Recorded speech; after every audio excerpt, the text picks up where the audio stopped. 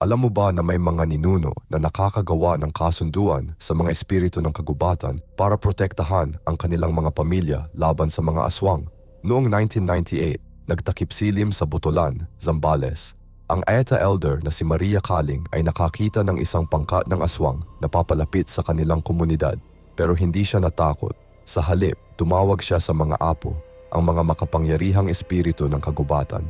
Bigla na lang, lumitaw ang mga nagniningning na hugis taong nilalang sa gitna ng kadiliman. Ang mga protektang espiritu ay nagtakbo patungo sa mga aswang at pinaalis ang mga ito. Ang mga Aeta shamans ay may mga lihim na ritual para makipag-usap sa mga apo.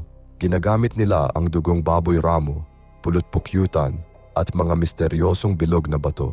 May mga tiyak na awiting kailangan kantahin sa kanilang wika. Kahit mga bisitang galing sa lowland, nakakatanggap din ng proteksyon ng mga espiritu. Basta lang iginalang nila ang kagubatan at sumunod sa mga tradisyon ng mga Aeta. Ang mga kontratang ito sa mga espiritu ay nagpapatuloy pa rin hanggang ngayon, nagbabantay sa mga taong gumagalang sa kalikasan.